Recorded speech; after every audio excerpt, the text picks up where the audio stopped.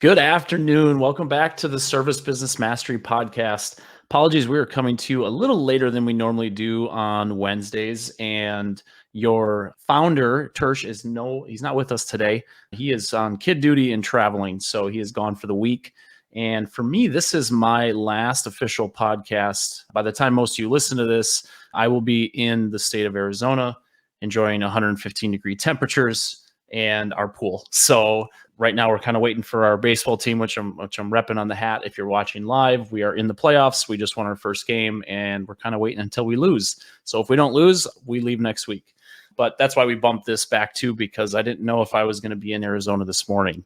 So that being said, before we get into today's episode, I just want to give a couple quick shout outs to our sponsors, Sarah and Company Cam.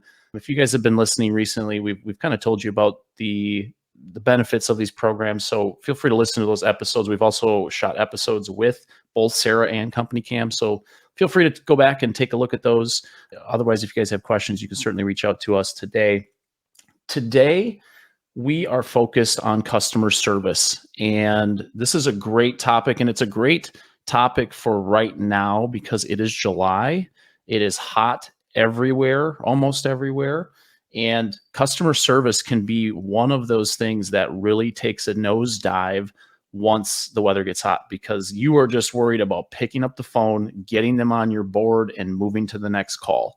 So we have Zac Garside with Power Selling Pros with us, and he's got a bunch of things to kind of help us navigate and maybe some nuggets that we can bring to our customer service teams. So that way they're better equipped to handle this crazy demand that we're having all across the country.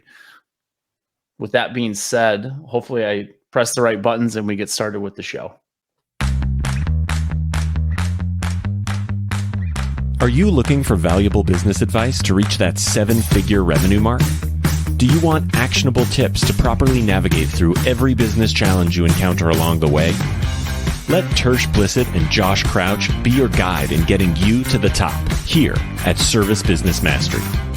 Tune in as they sit down with world-renowned authors in business, leadership, and personal growth who share valuable insights about management, marketing, pricing, human resources, and so much more. Let their nuggets of wisdom gold guide you in owning a thriving, profitable, and ever-growing business. Here are your hosts, Tersh and Josh.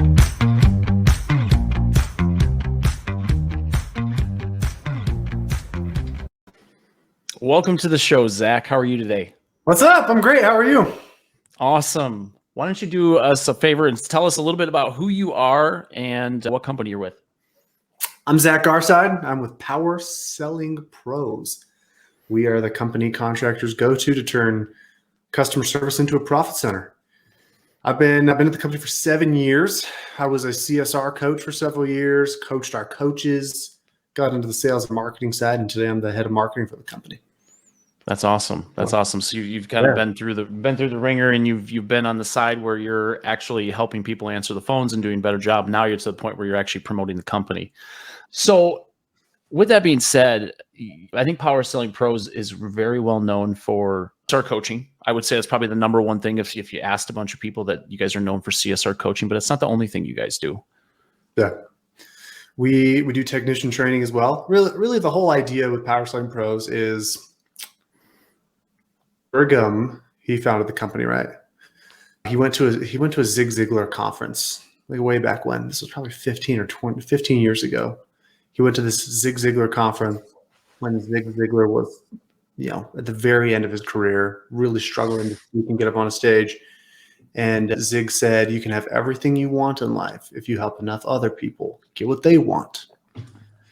And that idea just struck a chord with Brigham, and it's really what our entire company has been built on for 13 years and into the future.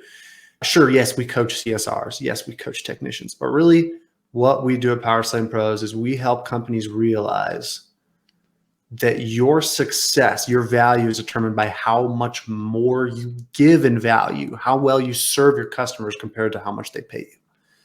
Yeah. That's what it's all about for us. It's enabling companies to provide service that wows, service that makes the customer say, I'm literally never calling another contractor ever again because of the level of service I got from these guys. And that's what we do. Yeah, and I've seen the companies that have a lot of success have started to realize that they're an HVAC company, they're a plumbing company, whatever their primary industry is, but they're a customer service business that just happens to do these things. Yeah. Is that kind of how you guys are coaching your clients to look at themselves a little differently than, hey, we fix air conditioners, and turn themselves more into a customer service focused business or customer experience focused business? Yeah, that's definitely the long-term game. It doesn't always start that way. Usually when contractors come and work with us, it's because of some pain, right? I walked out of the call center floor and my ears bleed when I hear my CSR, or I'm hemorrhaging phone calls. I've got all these calls coming in, but we're only booking 60% of them. Or my team's just not on the same page. When Sally answers, it's amazing, but when John answers, it's horrible. How do I get them to be consistent? So there's always some immediate short-term pain that people are trying to solve. But generally within the 3 to 4 months of starting that coaching process, the companies that stay with us the longest are the ones that do make that paradigm shift. They see that, okay, this is about a lot more than just booking more calls and getting the team aligned around a script. This is about customer service being a central guiding philosophy of the business. We wow the customer, period. That's what we do. We create an amazing experience. We make sure they feel confident, comfortable, 100%, like we've got their best interest in mind. And that's what makes companies want to stay with us for a very, very long time. So what does that look like? I guess let me back up. What would you say? You mentioned pain points. What would you mention some of the most common pain points you run into when contractors come in and say, I'm looking at working with somebody, I know I need help. Yeah. What are those pain points? This is a great question. And I've gotten very scientific with this. Like I did a bunch of customer research and interviews last year to see, like, are these certain buckets that all of our customers fall into? And there's pretty much 5. There's pretty much 5 pain points. Every contractor who ever talks to us experiences one, if not all of these. It's low booking rates. That's kind of how the company started. Was Brigham was doing advertising for some contractors. They were complaining that their CSRs couldn't book any of the calls. Therefore, the advertising must be bad, right? So he convinced them, let me coach your CSRs. So it's low booking rates. That's number 1. Number 2 is the customer experience. I mentioned you walk out on the call center floor, you hear what it sounds like, and you're immediately like, no, something has to change. I can't let these people be the first impression of my business the way they're approaching it right now. So you got low booking rates, poor customer experience, team alignment. Everybody's on a different page about how we talk to the customer. There's not a lot of consistency. The 4th thing is what I call the cool uncle effect, which is, how the phone should sound. You know what it should go like. And you've told your team 1,000,000 times what it should sound like, how it should flow, but they're just not getting it. It's not clicking. And then finally, a third party like us comes in and the light bulb comes on and everybody's like, oh my gosh, it's like being a parent. Yeah. That's what I you tell your kid, don't touch the hot stove. Well, they touch the hot stove, but if somebody else told them not to touch the hot stove, it's like, oh, okay, I won't touch it. That's why I call it the cool uncle effect, man. Mom and dad tell you to clean your room. You don't do it. Cool uncle comes over. Dude, your room's disgusting. Your clean room. Yeah. That's exactly how it is. And sometimes I feel like that on the marketing side, because we do get a little bit redundant with sometimes our calls because we're hey, you missed X amount of calls, or we listened to some of your calls and here's some things that we know just from industry experience of what we have as issues. So when you get those people that come in, I guess when it comes to that booking rate, because not every CRM program has capabilities of doing that. Do you find that a lot of contractors don't even know what that number is or what it should be or what the industry average is? Yeah, the overwhelming majority have no idea. That's the frustrating part is most people don't track it super closely. The bigger the company, the better they're tracking is usually. But the majority of contractors, it's not very well tracked, which Oftentimes contractors will feel like, yeah, we know it's working just because we're busier, but that tracking is there. When I'm talking to somebody, kind of all over the place at this point, but generally I'll ask a contractor, what's your booking rate? And they either say, I don't know, or it's about 70, 80% or whatever the number is. And if they give me a number, I ask them on a scale of 1 to 10, how confident are you that number is accurate? Because that's a whole nother conversation. And then they say, I'm not as confident because I don't know if my CSRs are classifying it right. Well, and then there's always the question of what is a bookable call, right? Is it maybe you do that service, but you don't want to do it in July. So you classify it as not a lead when in reality it is a lead and you just can't perform the work. I find that as one of those things, because I see people that say they book 85 to 90%. I'm like, man, I would love to see your numbers and listen to your calls because I just don't. That is very difficult. I'm sure there's some people out there, and maybe you guys have some clients and stuff like that. That hopefully you do if you guys have been training them right. But that's a very, very high number to hit. Yeah.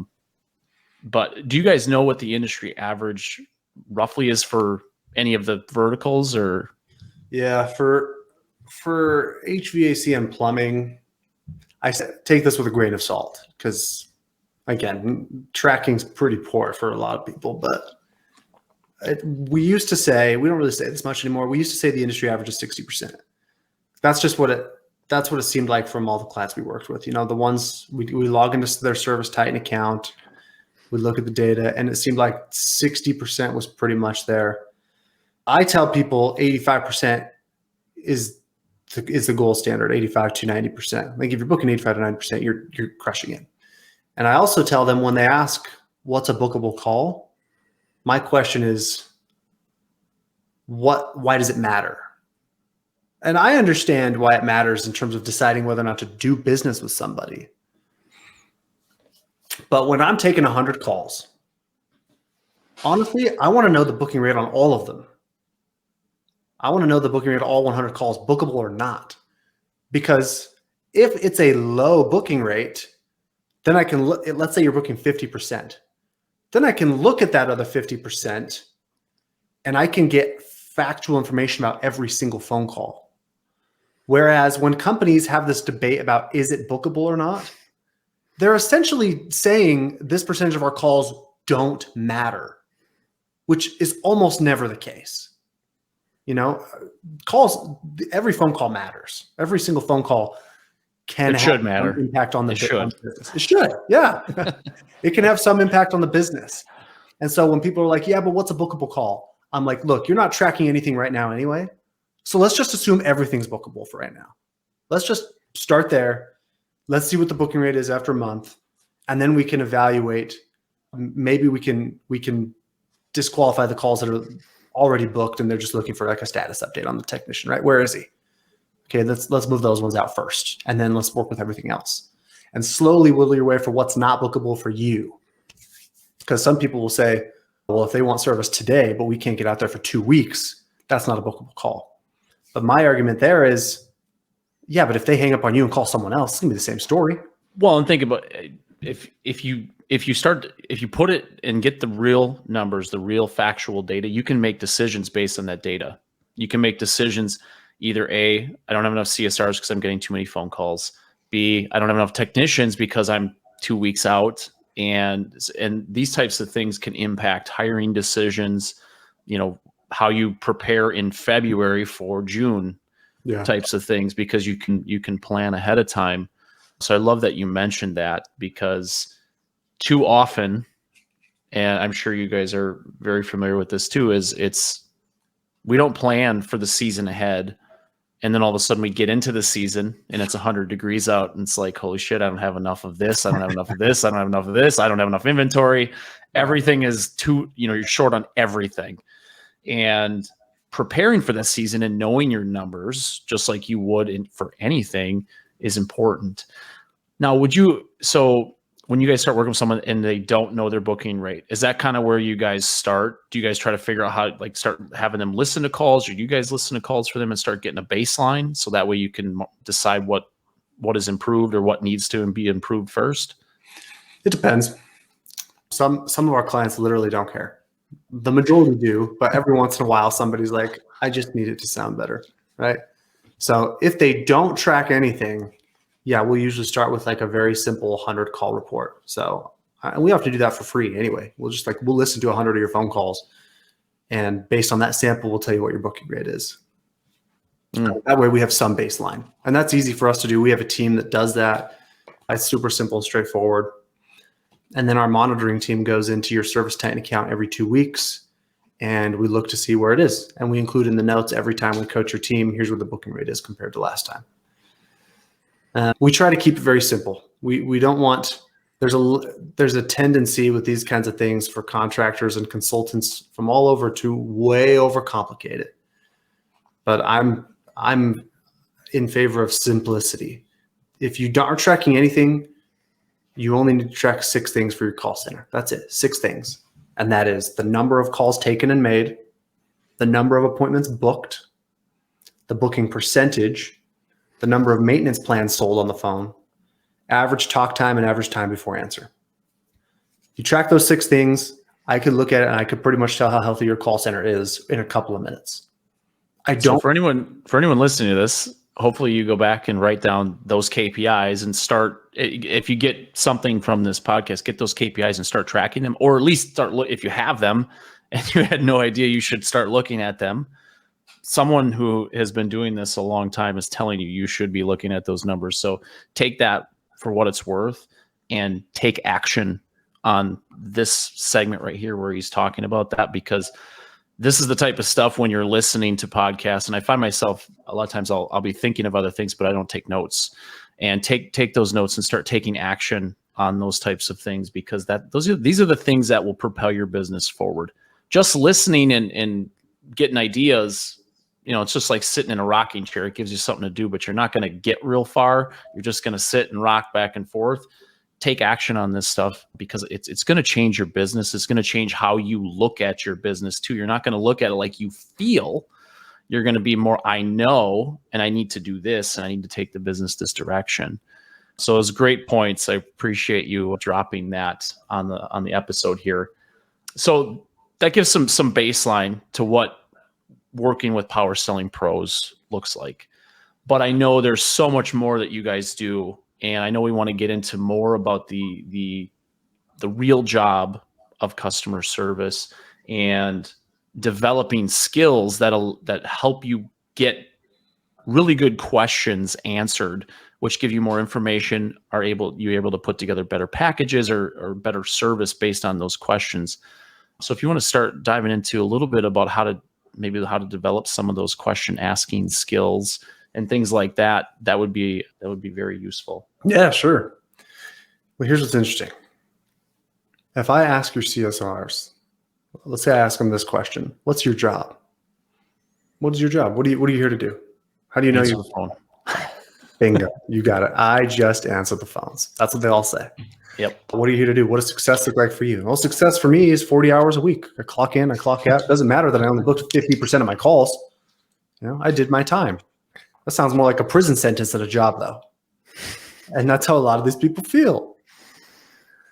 So first things first is on the real job of customer service.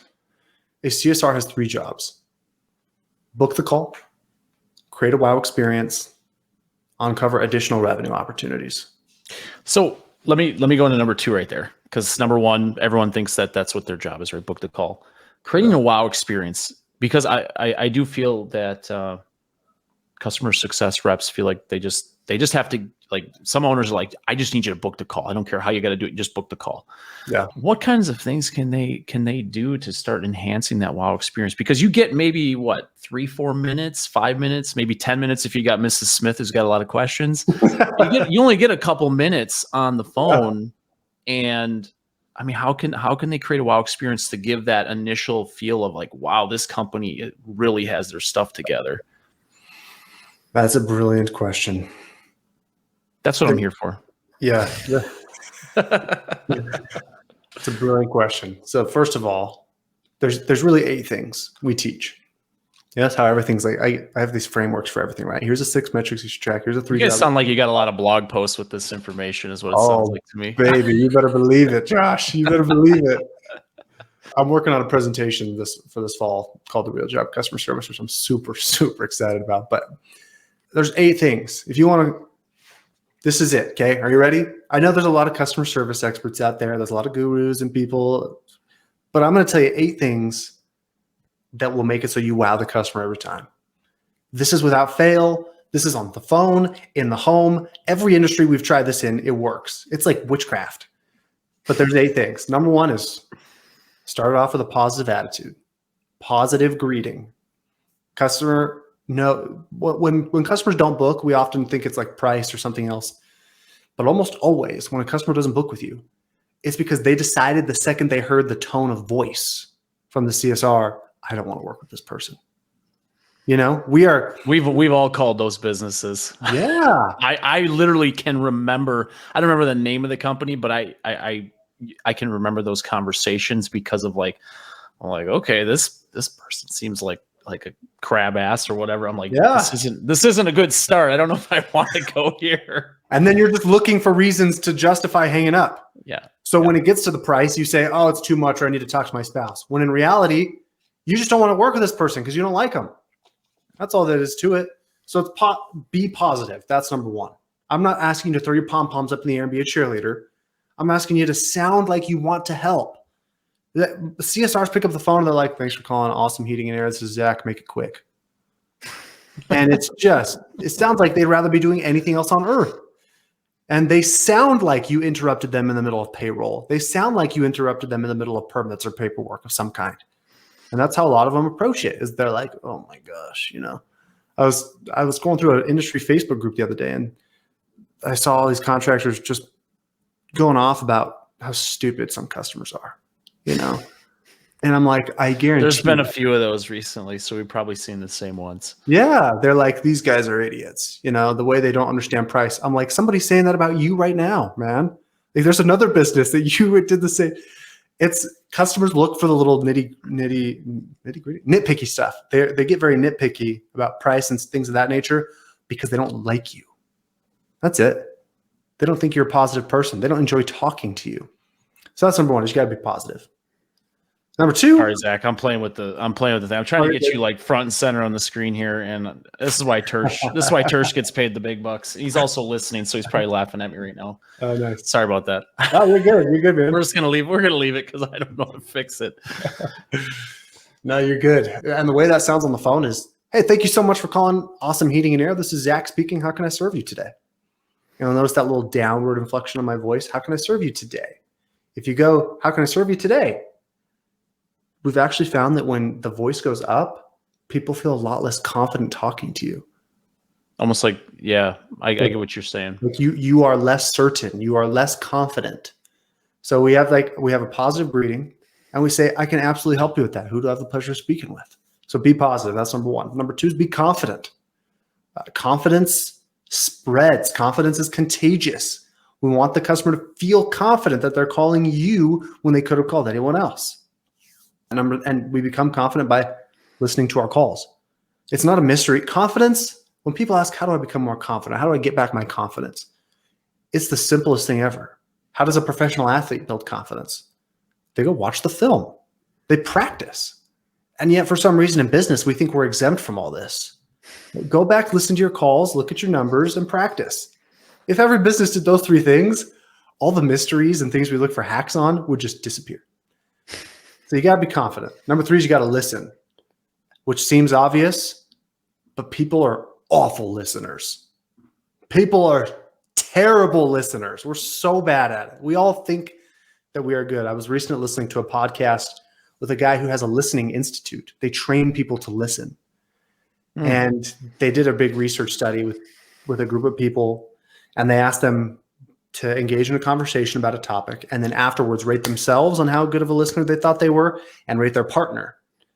And of course, everyone way overestimated their own listening skills, but their partners were like, yeah, he's like a 4 out of 10 on listening. So you listen, you ask questions, you repeat back the customer's problem, make sure that they feel understood. Here's what's hard. Customers don't buy from the best company. They don't. They buy from the company that understands them the best. If we have a very, very clear mutual understanding of my expectations, my fears, my concerns, and how you work and how we fit together, that's who I'm going to do business with. It's not the lowest priced. It's not the most experienced. It's not the best reviews. It's best understanding. That's number 3 is you got to be a good listener. Number 4 is you show empathy. And that's just, it's essentially saying out loud what the customer's thinking about their situation. If your air conditioner breaks down, what are you thinking about that? That sucks. Especially if it's 90 plus out. Yeah, you feel bad because you wouldn't want that happening to you. That's right. So if that's what the customer's thinking, can literally speak the words, that sucks. It's 90 degrees outside. I hate that. Do you know how much more that customer's going to appreciate you?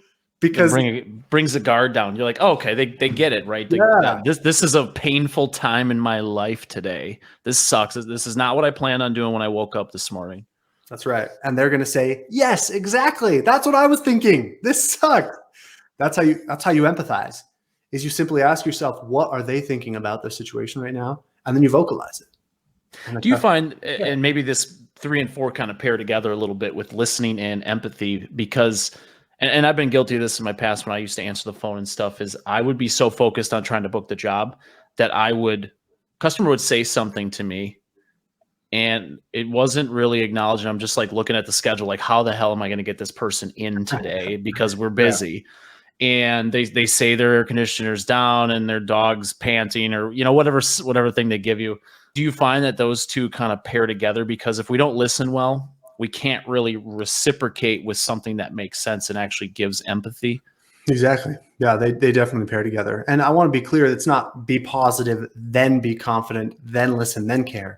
It's an and relationship, right? It doesn't necessarily have to go in the sequence. It's you listen and care.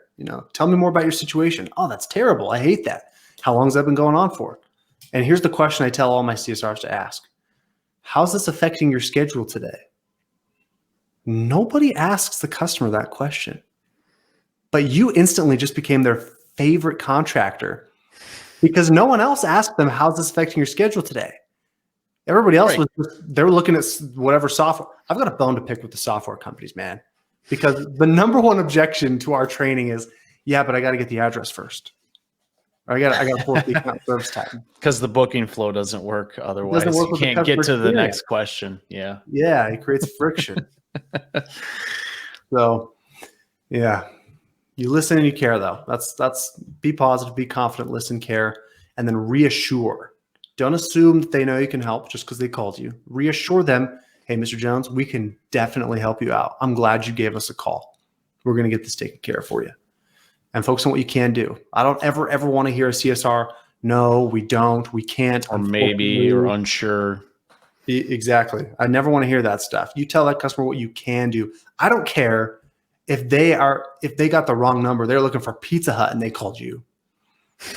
You tell that customer, hey, you know what? You've actually reached Awesome Heating and Air, but what's your zip code? Let me get you the right number for Pizza Hut. You always tell the customer what you can do for them. So let me ask you a question on that. So we're talking about cans, right? Now, the situation that a lot of people are finding themselves in probably today is they don't know if they can squeeze them in. They don't know if they can take another call. They don't know when they can because their guys are all overworked. Are there certain things that you guys do that stay positive with some of the positive on the phone, but also are able to check into things and not overpromise something that they can't deliver on? Absolutely. Yeah, the first thing is you've got to realize that if you let that customer hang up because you couldn't get there soon enough or you're booked out solid, what are the odds that they're going to call the next person in line and magically get exactly what they're looking for? It's very slim. A lot of times it'll be like, hey, you're the third, fourth, or fifth company I called. Yeah, they've already called two people before you anyway. And they're going to call two more. And eventually they're going to book with someone because they're not just going to, I guess we're going to have to wait 2 weeks. And so we'll call back then. No, they're going to get on the schedule now because they need to get taken care of. So recognize that first and foremost, that's still a bookable lead for somebody. Might as well be you. And then when you're looking at the schedule, I always ask the customer, so when would you like us to come out? And of course, they're going to say yesterday, Today. as soon as possible, today. Yep. And I say, all right, well, let's get some information and let's take a look at the schedule together. And now I'm going to get all that info I need to put in the system. What's your address? What's your email? What's your phone number? Who do we have to thank for referring you to us today? All that stuff. And then you get them in the system and you say, all right, Mr. Jones, what I'd like to do is put you on my urgency list. The urgency list will give you faster service. If a technician finishes early in your area or another customer reschedules, I'll be able to move you up to get service, to get you service sooner. In order to get you on my urgency list, I do need to put you on the schedule, and I have an available appointment next Tuesday at noon. Now, I know that's not ideal, and that's the latest we'll be there, but can I book that appointment in order to get you on our urgency list? If something comes up sooner, I'll give you a call right away. Now, the customers, I'm not saying the customer's going to be overjoyed with that, right? They're not going to be giddy, but you book the call. You're connecting with a solution, which is your job. And if they say, no, I'm not, I need to know someone's coming today, I say, absolutely understand the sense of urgency. What if we do this, Mr. Jones? Let us be your backup plan. I'll keep this appointment booked for you on Tuesday. We'll come out if something opens up sooner. But this way, what I'd hate to see happen is I'd hate to see you lose this appointment and then have to wait longer for somebody else. This way, you know somebody from our company is going to be there no later than Tuesday. Can I book this appointment for you? We'll be your backup plan. If you find something else, give us a call. We'll take you off the schedule. I love the transparency of that conversation because I feel like sometimes we try to hide those things, right? We try to hide that, hey, why would we want to say the backup plan? We never want to be the backup plan, but just the transparency of that conversation to that homeowner. So they're reassured that no matter what, somebody's got their back. They're probably going to look for somebody sooner, but if your technicians are booked, they're booked. And I know that dives in a whole different rabbit hole of dispatch and everything else when you get to that point. But just having the ability to transition on the phone to letting them, hey, we have a couple options for you. Let's at least get you on the schedule. Worst case scenario, you cancel. Or if we finish up sooner, we're going to be out sooner for you. Because it gives you a couple days to look at the schedule and be like, hey, we're right next door or we're right down the street. Let's get this one in and move this appointment. You can do a bunch of different things with dispatch. Yeah. But it gives you an opportunity because I hear a lot of times the calls I've listened to when it's summer and it's the same exact scenario. They're waiting until next Monday or next Tuesday. And that's all they say. Well, we can get you on for next Tuesday. Yeah. Terrible. And then it's a pause and the customer is supposed to speak. And what do you think they're going to say? You don't even give them an option. It's like, well, yeah, okay, I'll call someone else. Yeah. Like they don't even think about it. It's like, okay, click. So just giving those options, giving something more than the other contractors are giving them, because they will remember that even if they don't book with you this time. Yeah. The way I see it is when you're in a conversation with a customer, your job is not done until they have a solution. Like straight up, if they don't have a solution, you didn't do your job. A lot of contractors will say, oh, but I don't want to make a promise I can't keep, or I don't want to send business to somebody else. I don't want to lie to the customer. I'm like, don't lie to the customer. Tell them the truth, but serve them, take care of them. My desire to be honest with the customer is not exclusive of my desire to serve them and help them find a solution. I can do both. That's what the urgency list and backup plan is for. It's me telling the customer, hey, I need to get you on the schedule for Tuesday in order to get you on the urgency list, but let's book it for you so you don't lose it. You are both being honest, transparent, telling the customer everything that they need to know, and you're helping them. You're serving them. Whereas the alternative, which is to say, oh, we're busy till next Tuesday, or oh, sorry, you're outside of our service area, that's just not helpful. That doesn't make anybody feel good. That doesn't. No, that's just you trying to shoo them away because you're too busy. Is what it is. It's like, yeah, I don't have time to help you, so find someone else, do another search. Yeah, totally. I keep derailing you. We're at number 6, right? Yeah, number 5 is reassure. Tell the customer what you can do. Let them know you can help. Number 6 is ask. Ask for the business. So when would you like us to come out? Let's get your information. Let's take a look at the schedule together. I have an available appointment tomorrow at noon. May I book that appointment for you? And number 7 is build value. So let me tell you my number 1 pet peeve in this industry. I wish I had a drum roll. Yeah, get ready, okay? And I feel like we've done a pretty good job of spreading this message over the years, and people kind of know this now, but it's when a CSR says it's going to be $89 for us to come out. Have mercy. Nobody, not even you, is going to pay $89 for someone to drive to your house. You're not going to pay $89 for the trip charge or the diagnostic. Dude, nobody's paying. It's like if you go to the store, you ready for the definition of value? The definition of value is when the real price is lower than the expected price. That's what value is. You go to the store, you see a pair of shoes, you think, oh, that's an awesome pair of shoes. What are they? And we all put a number in our heads. We all are thinking, right, oh, those are probably like $89 shoes. And then you look at the price tag, they're only $69. And you're going, oh, sweet, value. On the other hand, if you think it's probably like a $50 pair of shoes, oh my gosh, $69? No way, too expensive. Yep. That's all value is. We do that all the time. Our house in Arizona, especially since I'm not there, the wife keeps buying stuff, and then she tells me what it is, and then it's how much it is.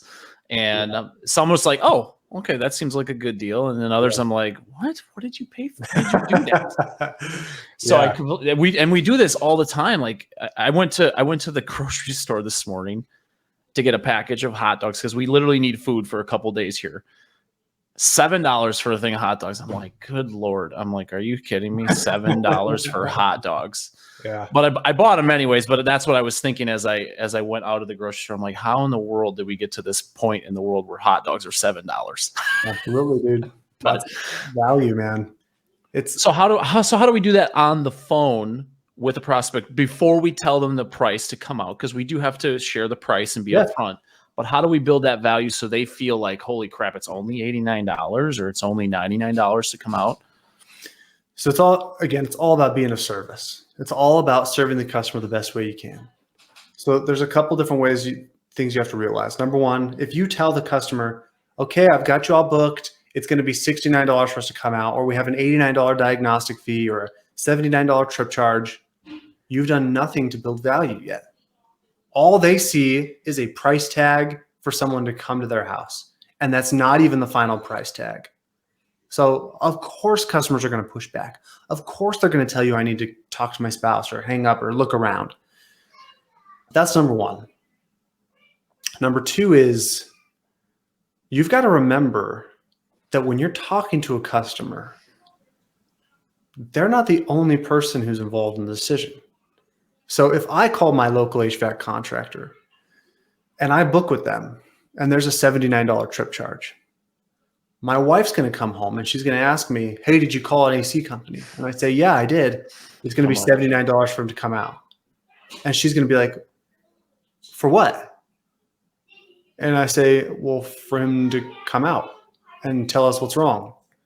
And she's all, why didn't you book with somebody who would just come out for free? And I'm like, oh, you're right. Maybe I should call back and cancel. So part of this also is not just communicating value to justify the fee. It's also giving them information they can use to justify the decision to somebody else. You know, it's like when Dan, 50-year-old Dan, buys a cherry red Maserati and he comes home and he's like, oh, sweetie, this one's got all the best safety features, great tires, great gas mileage. It's going to be really professional picking up clients. Nobody buys a Maserati for their safety features. We all know that Dan's having a midlife crisis, okay? Right. But the salesperson gave him all that other knowledge as a means of justifying it to others. It's the same thing here. So I tell the customer, hey, you're all set. We've got you booked for tomorrow. Let me tell you how we work. And now the customer's like, oh, yeah, tell me how you work. So I say, I cover 6 things here. Get my hands in. We're going to send out a licensed technician. He's backed by our company. We've been in business for 20 years, so you're in very good hands. When he comes out there, he's going to have a fully stocked truck with all the parts and tools he needs to get started on the work as soon as he arrives. And then he's going to perform a thorough inspection of your unit to determine the cause of the problem and what's going on, what needs to be done to get it fixed. After he completes his inspection, he'll sit down with you to do a little in-home consultation, let you know what your options and pricing are, what works for your budget. To have him come out and do all that, it's only $79 and you're all set.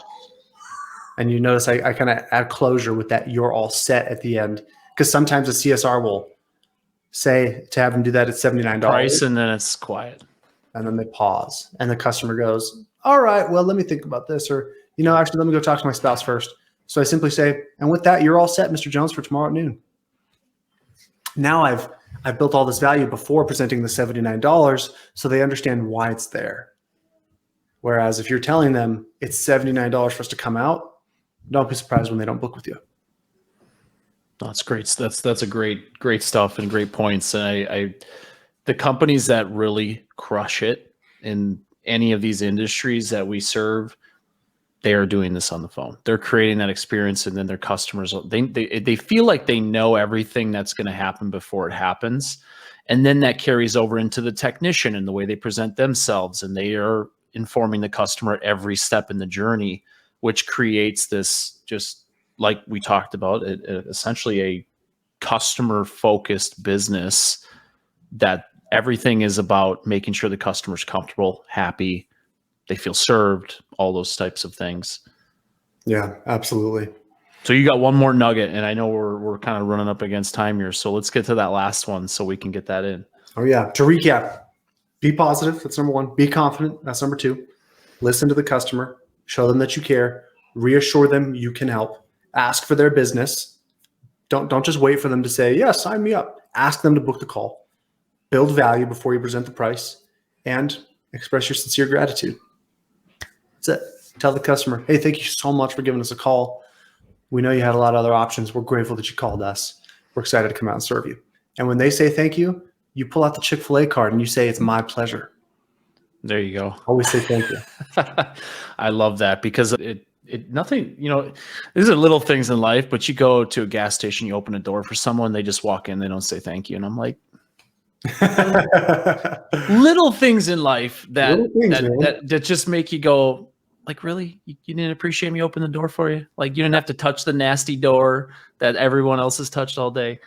But no, I love that stuff, Zach. And I think what I really love is the way you broke it down into specific things, so people can actually take notes and the stuff can live with them, so they can be like, hey, if they're not ready to hire a coach or anything else, they can at least look at their own internal process and be like, hey, do we suck here? We suck here? Like, start figuring out where you are weak, right? So that way you can start making positive change and start looking internally at yourself and at your team. So that way, because again, it's not just your team's fault. A lot of times these CSRs, these technicians, they don't get the proper training. They don't really know what the best way to do something. So they just do it the way that they think is the best. Right. And that's where, when you guys are looking for coaches, you're looking for somebody to help guide you, because maybe you as the technician have no idea how the phone should be answered because you've never done it before. Yeah. Or you just answer it because you're the only person available and you're just like, hey, okay, sure, I'll be here then. You don't even know what you're doing. Hire guys like Power Selling Pros, because these guys, and I know Tersh he's not here and he was commenting, but he's been working with Power Selling Pros for a very long time and very highly recommends them. And he's obviously grown quite a bit over the last couple of years, especially with the remote business, which is very unique to the industry. Zach, is there anything that we did not touch on that you wanted to touch on quickly? We talked a little bit about question asking skills. That's something I'm currently developing a lot of training on, is teaching CSRs and managers the skill of asking questions. Probably not enough time to really get deep on that, but something we can book again. Yeah. That would be a good just that topic for an episode. So if any of you guys listen to this and that sounds like it would be a very interesting topic for you, leave a comment, get in touch with Zach, get in touch with myself or Tersh. Your feedback really is valuable to us to help us determine what type of information we should have for a podcast episode. So I think there would be a lot of value in that, but obviously leave us a comment, and let us know, because that's the best feedback we can get to make sure that we are delivering content that is valuable to your business. Before we sign off here, Zac, where is the best place for people to either get in touch with you if they have questions, or if they want to, talk to someone about a consultation with Power Selling Pros? I only share this link when I'm a podcast guest. So go to powersellingpros.com/free, FREE.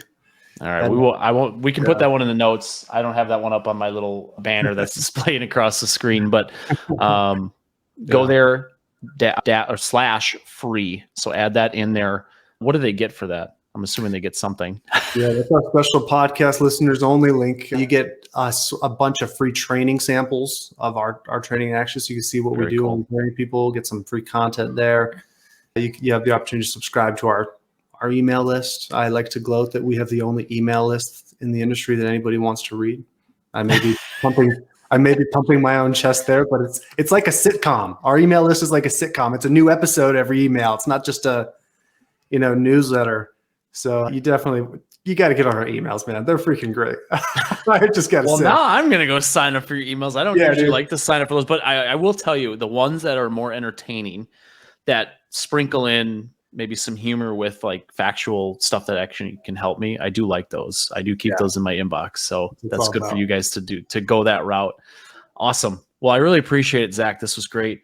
We'll definitely chat offline about getting on again. But until next time, I hope you guys all stay safe, especially with the heat of July. We all know what happens in July in attics and stuff like that. So stay safe.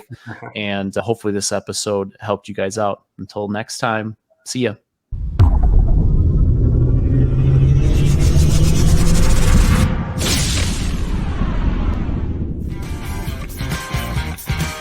Thank you for listening to this episode of Service Business Mastery. Now that you are equipped with essential business advice from this impactful conversation, you are one step closer to becoming the successful owner of your dreams.